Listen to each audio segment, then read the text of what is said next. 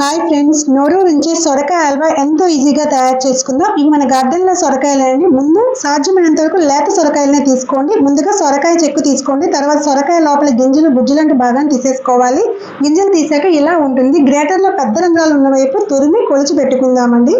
ఇక్కడ తురుము 3.5 కప్ వరకు వచ్చింది. ఇప్పుడు స్టవ్ ఆన్ చేసి గిన్నె పెట్టి లీటర్ పాలు పోసి 1/2 లీటర్ అయ్యే వరకు అయితే మరిగించాలి. వేరే కడాయి తీసుకుని 5 టేబుల్ స్పూన్లు నెయ్యి వేసి కరిగించి కాజు, సన్నగా కట్ చేసుకున్న బాదం, కిస్మిస్ వేసి వేయించుకుని పక్కన పెట్టుకోవాలి. ఇప్పుడు ఇంకాస్త నెయ్యి వేసి కరిగాక నీరు పిండుకున్న సొరకాయ తురుములు వేసి మీడియం ఫ్లేమ్ మీద కలుపుతూ వేయించుకోవాలి. నీరు ఇరిగే వరకు దగ్గర పరుచుకోవాలి. ఇప్పుడు ఇందులో కప్పు కొంచెం తక్కువ పంచదార వేసి కలిపితే ఇలా వాటర్లా వస్తుంది. ఇది కాసేపు ఉడికిస్తే పాకంలా వస్తుంది. ఇంకాస్త దగ్గర పడ్డాక ఇందులో కప్పు పాలు వేసి మరికాసేపు ఉడికించాలి. ఇందులో 4 యాలకులు పొడి చేసిన పౌడరు, 2 స్పూన్ల మిల్క్ పౌడర్ వేసి బాగా కలపాలి. ఇందులోనే ఒక చిటికెడు గ్రీన్ ఫుడ్ కలర్ వేసుకోండి.